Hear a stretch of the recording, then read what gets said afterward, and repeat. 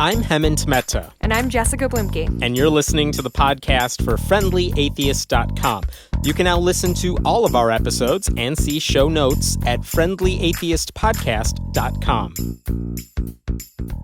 Noelle George is a secular activist interested in making a tangible difference in the world rather than simply arguing about religion behind a keyboard. She founded the Secular Center in Houston and coordinates the on-the-ground volunteer program for Foundation Beyond Belief, a group I work with. But her latest endeavor is aimed at helping those people who most need it. It's called Secular Avenue. The website is secularavenue.org, and the group will assist those who are unsafe at home because they are no longer religious, living under religious extremism, victims of domestic abuse, or coming out as LGBTQ. Secular Avenue will offer those people financial help, counseling, and legal assistance, among other things. Full disclosure, I serve in an advisory capacity for the organization. Noelle, thanks for being with us. Thanks for having me, Hemant. Sure. And so, Jessica.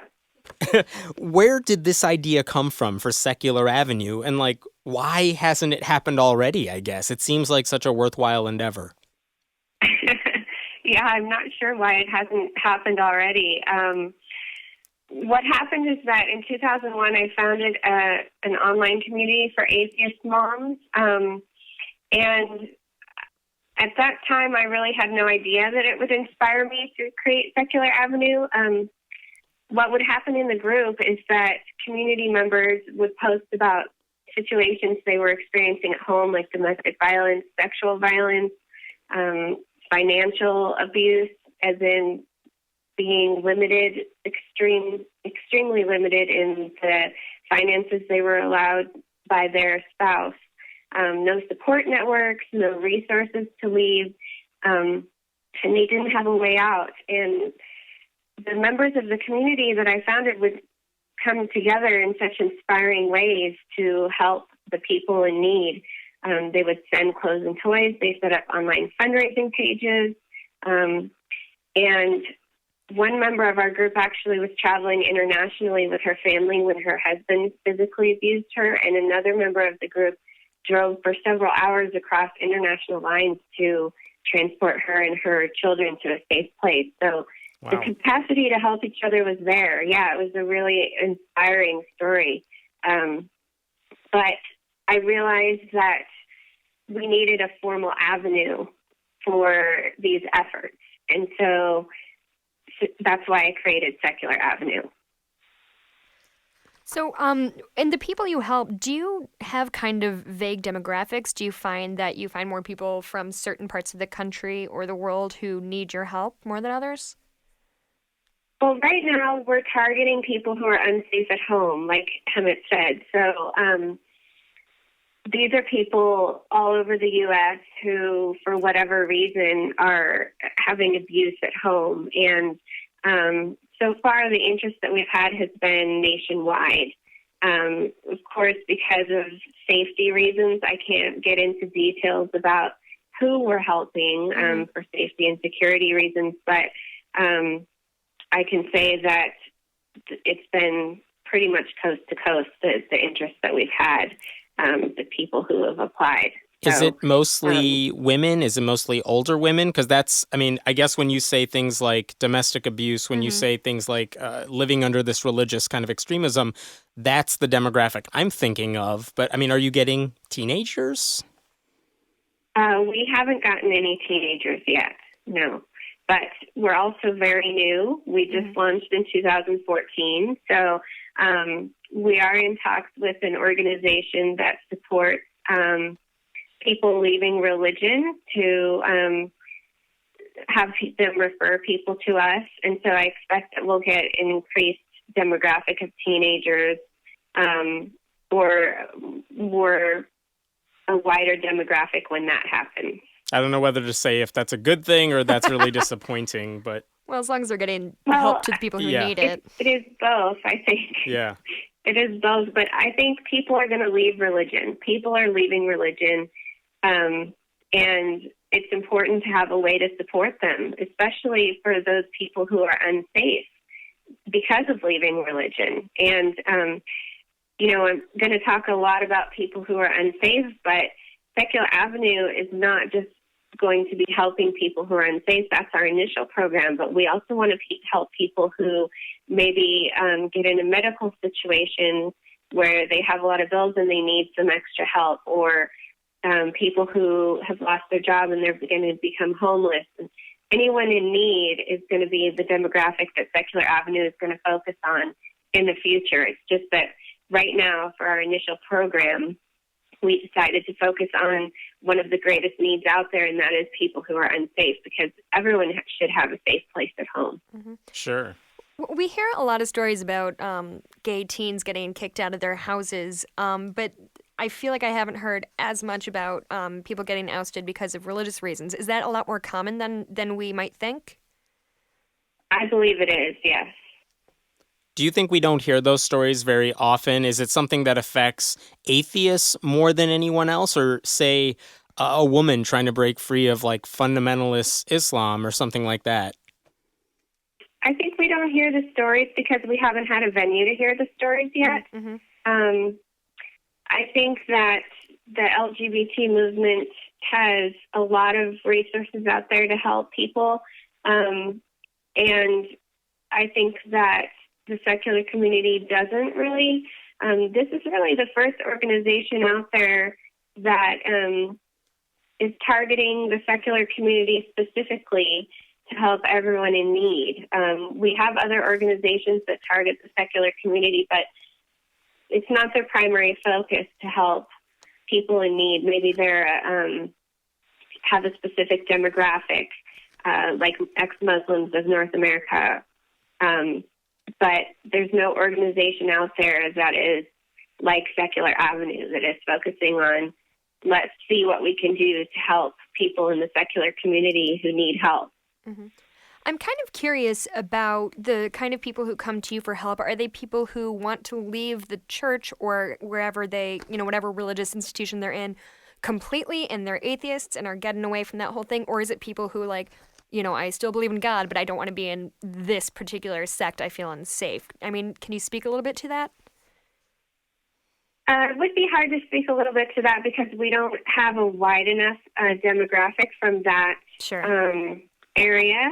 So if I spoke to that, I might be way overgeneralizing. Getting too specific into one person's situation or a few people's situations. So let's step back. Let's step back for a second then. When you launched this thing, it is a relatively new organization, but you have gotten people expressing interest in needing your help. How did they find you in the first place? They find us through social media. They find us through in-person referrals.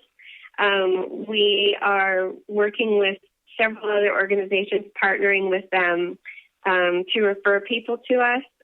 We aren't ready to announce those partnerships yet, but we're very close to announcing them. They are specifically secular organizations as well as outside the secular movement organizations, but who are still secular organizations. And these groups working with you, how are they assisting these people? How are they working with Secular Avenue? Well, they might be able to help people through kind of some general referrals and so on and so forth. But Secular Avenue provides some really specific services. We provide financial aid packages. So, for example, if someone was needing to leave their home because of religious abuse or because of leaving religion, and they had an aunt in a different location across the country that they could go stay with, but they didn't have a way to get there, Secular Avenue would pay for hotel rooms and a bus ticket, and so on and so forth, or if they had a car. So we would get them to that safe place in that way. Another example of a way that we could help is someone who's experiencing domestic abuse. Let's say that they're being financially controlled and they don't have a safe they can't even spend money phone to use. to call local resources, so we can provide them with a phone, a prepaid cell phone, so that they can get with their local resources. So if I am the person, examples. If I'm a person in that situation and I needed the help, what would I have to do? What people do is they go to our website, www.secularavenue.org, and I'm going to say exactly how to get there. They go to the We Can Help section. There's information in that section about how we can help, and there's also safety tips for people who are in an unsafe situation, how to clear your browser history, to start keeping a journal of incidents that happen, pack a bag of essentials, and keep it with a trusted friend or in a safe place in case you have to leave quickly. And there's also an application, and people fill out the application. We get it, and we respond within 24 hours, and sooner if it's a sensitive situation. What if I'm worried about my anonymity? I don't want anyone to know my name, that I'm asking for this help, because maybe I assume that would be an issue a lot of people have. Sure. Right. And in our application, there's information about how we can contact you. We don't ever contact anyone without their permission, although, there is a certain need to have an exchange if we're going to be providing support. But there's a lot of options that people can have someone else fill out the form for them. They can check what venue is best to contact them. We have a discreet phone call option, so we identify ourselves as a friend. And ask if it's safe for them to talk. We also have an option that it's not safe to contact them at all, and that they can call us at our phone number, which is 323-723-3069. And so they can call you from another place if they don't want you contacting them. Right. But there is a certain need to figure out a way to correspond at some point so that we can conduct a needs assessment and find out what they most need and figure out our aid package. Sure. Maybe this is a naive question because I don't know a lot about all of this, but you said that you have them keep like a journal of incidents. Is that for legal purposes, or what do you need that for? Well, on our safety tips page, that's one thing that people can do. And the journal, to write down what you remember about the abuse and add to it if abuse continues to occur, is helpful for two reasons. One is that if you get a restraining order, then the journal can be really helpful as documentation of the abuse. And another reason is that a lot of times, I think the statistic is that it takes someone up to 7 times to leave their abuser, at least in a domestic abuse situation, intimate partner abuse.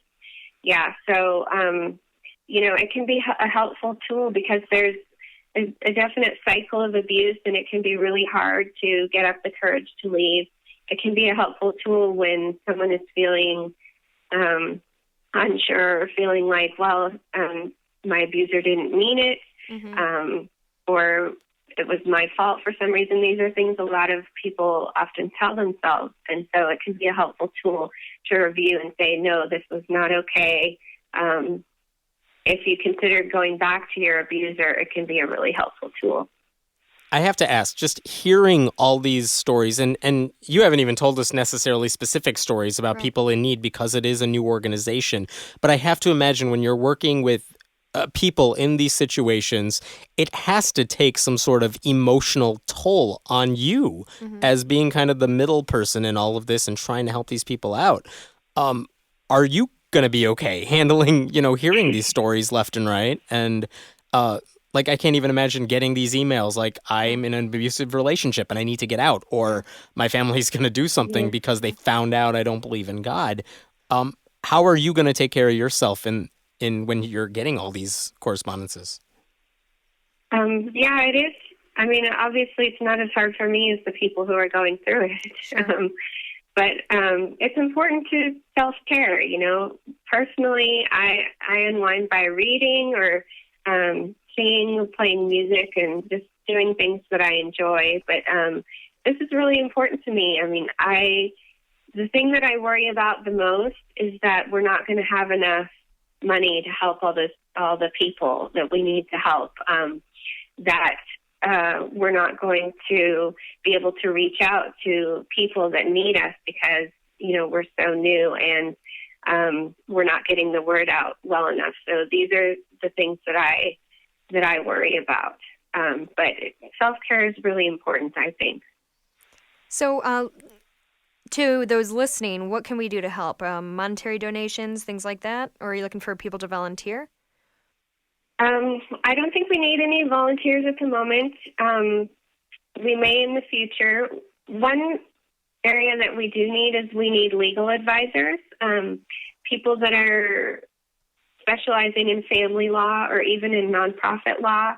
As we move forward, we are dealing with some pretty specific and unprecedented things that we need to develop. We have had to learn about safety and security for people who are unsafe. We've developed a confidentiality policy and a lot of things like that that we could use legal advice on. So business specialty, nonprofit specialty, but especially family law.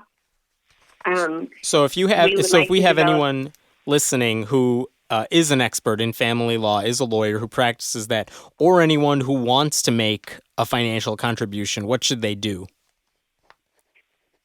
People who are interested in being a legal advisor for Secular Avenue should contact us at secularavenu@gmail.com. People who would like to make a donation can visit our website at secularavenue.org. And there is a donate button there, and they can make a donation through PayPal. And if it's a donation that they prefer to send by check, we can do that as well, and they can contact us at that email address for information about where to send it. Sounds great, and we'll make sure we put that in the show notes as well. I'm curious, when you're going through developing this organization, like you said, there are groups that help LGBTQ kids who are going through similar situations. What did you learn from those organizations who have done something like this before? I think we've learned most from the domestic violence shelters. Mm-hmm. One of the people on our board works at a domestic violence shelter, and there's quite a lot of domestic violence shelters out there, but a lot of times they're religious, and so that's one reason why we wanted to focus on this is because, somebody doesn't want to have to go and pray or be told that they just needed to pray harder. Mm-hmm. Otherwise, they wouldn't have been abused and things like that. Do they really say that? It does happen. It oh does my happen, God. Yes. It does happen. And in some places, there's no shelter or there's no place that's not religious, has religious identity, and some places are not friendly to trans. They won't accept trans clients because they don't know whether to put them with the men or the women. This Mm-hmm. happens. Mm-hmm. And so there's a lot of discrimination out there for different demographics. And so what we've learned from the domestic violence organizations, though, are they've developed very good procedures of how to get people out and how to deal with people who are experiencing abuse. So we can take those procedures, build on those and learn from those and apply those to people who are leaving religion and apply those to people in the secular community. And that's what we're doing. I hope it works out. I actually don't hope it works out because I wish people didn't have that need, but I hope they get the help they need. Yeah. Let me change subjects for just a second because I'm fascinated by the other work you do for Foundation Beyond Belief, which is that you kind of oversee all the volunteering efforts, like on the ground in cases of like a hurricane or something, and you need on the ground volunteers. There are groups that are there to help people in need. And I'm just curious, have you learned anything from religious groups that have done something similar? What have you gotten out of that? What have you learned from that experience coordinating these volunteers? Because a lot of people say this is one thing religious people do better than atheists. And we even saw this in Time magazine a year or two ago where Joe Klein wrote an article said, after the Oklahoma hurricane, there were religious groups everywhere, but Right. atheist groups were nowhere to be found. Some version of that. Organized atheists. Yeah, there were no organized atheists anywhere. Hurting cats. Right. Yeah, and actually, let me make a small correction before I forget. My current title at Foundation Beyond Belief is Director of Special Projects. Yeah. So I'm managing Week of Action that's coming up here in April, end of April, and also the second annual Foundation Beyond Belief conference that is in Harvard on July 24th through the 26th. So that's what I'm doing now. But I have in the past managed Volunteers Beyond Belief as well as supervised kind of the development of the humanist disaster responders, which is what Rebecca Vitzman has been working on. And she's the one who I think told that's Wolf what Blitzer on CNN, like, I'm actually an atheist, Oh, when yeah. he I'm assumed she actually was an religious. atheist, Yeah. Yes. And, her story is, when you hear her tell her story, it's so inspiring and amazing and harrowing and sad. But, she talks about how she was proselytized to at that extremely vulnerable moment when she had lost everything and she didn't know what she was going to do and where else she was going to go. And these religious groups that had come out to help people had, tried to get them to pray together. Had said, let's pray together, and so on and so forth. And it's this, this is one of the reasons that I started Secular Avenue, because, we're talking about people who are at an extremely vulnerable place in their lives. They're leaving an abuser, they're leaving religion, they're coming out as LGBTQ, and they don't know where to go. They don't know where to turn.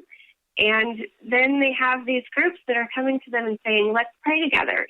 What are they going to say? Mm-hmm. They end up compromising their worldview and their values because they don't know where else to go.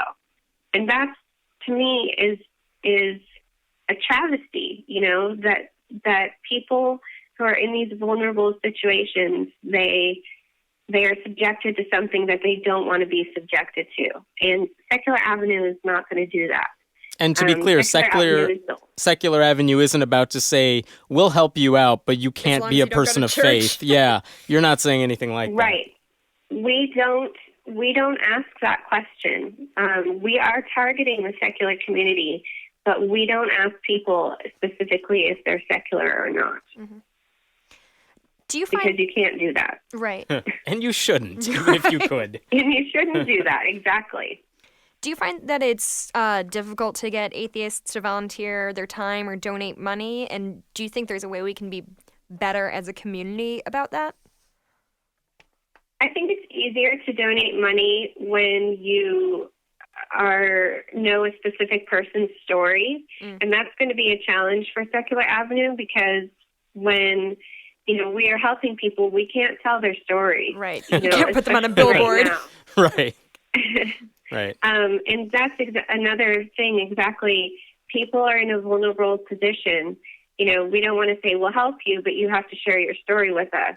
You know what I mean? Right. So I really would like to encourage people to think about that, to think about, it is easier to give to somebody that you know, and it's going to be a little bit harder to do it when you don't know the specific person's situation. But there are really a lot of people out there in need who we can help if we can just, have a little faith or something, I guess. I don't know. Here's a true story. I've done some fundraisers on Friendly Atheists before.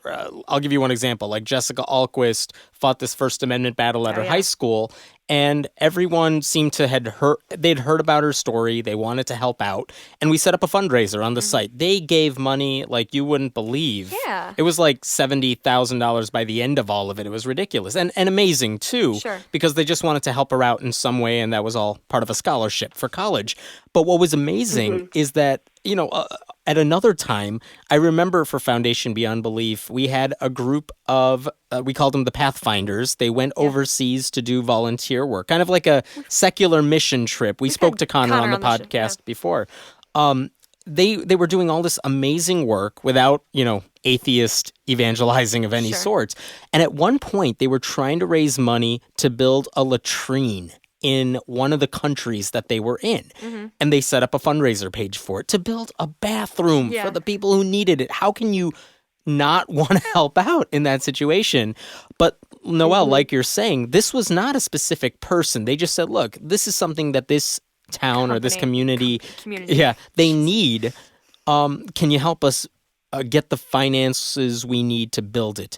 And I posted this on my site, and we had a hell of a time trying to get people to chip in for that because there was no story. It wasn't like I had, a little child who needed to go to the bathroom.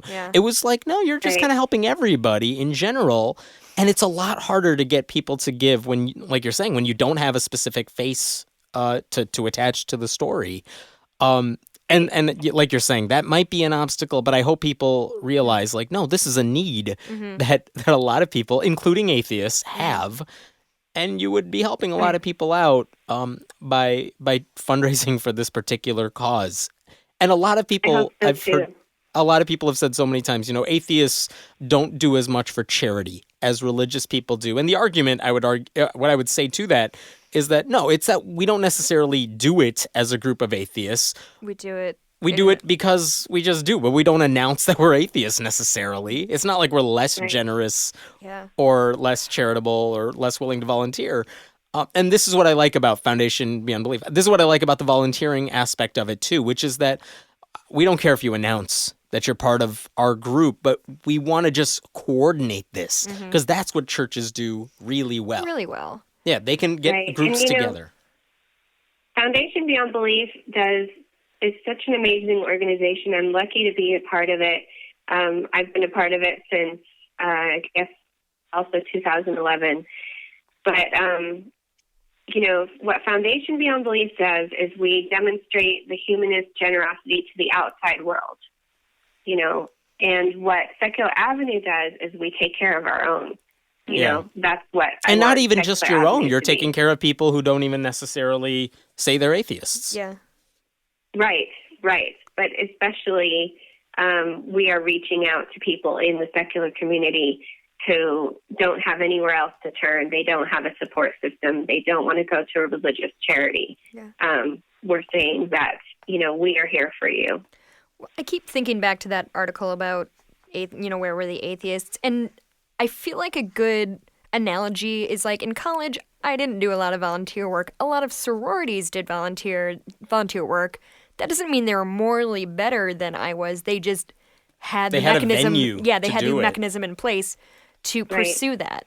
So I feel like it's not a fair thing to say like atheists are worse because I don't know. It's a frustrating conundrum for me though. I don't know. Well, we're getting more and more venues to express our caring about the world. Yeah. And I think that is only a good thing. Yeah, you see a lot more articles of people mentioning, what atheists are doing in terms of volunteering, in terms of doing this and that. And yeah, it's just nice to see that added to the mix because I wouldn't make the argument that we're more moral necessarily in this area or I wouldn't let it pass that churches are better than we are. It's just a matter of, if I'm an atheist and I want to volunteer, where am I going to go? Sure. I'm not doing it with the local church, so I can do it on my own, but no one's saying that I'm doing this because I'm a humanist and I want to help out. So it's kind of nice to have these venues. And Foundation Beyond Belief has the Beyond Belief Network, which is over 100 local teams around the country. And, there's likely... that's a lot of groups. So there's likely a group in close by that atheists can go and volunteer at there that's part of the Beyond Belief Network. Mm-hmm. Well, Noelle, thank you so much for talking to us. We will post all the information about Secular Avenue with the show notes for this podcast. Once again, if anyone is interested in learning more about the organization or making a donation to it, which I hope you do, it's secularavenue.org. Thanks for being with us. Thanks, Emmett and Jessica, for having me. It's our pleasure. Thanks for all the work you do. Thanks for listening to the podcast for FriendlyAtheist.com. This episode was taped at Cinnamon Sound Studios in Aurora, Illinois. The music was composed by Brad Chagdis. If you like what you're hearing, please consider making a contribution at patreon.com/Hemant. That's He-Man T. We appreciate your support. And if you have any questions, feel free to email us at friendlyatheistpodcast@gmail.com. I'm Hemant Mehta. And I'm Jessica Blumke. We hope you'll join us next time.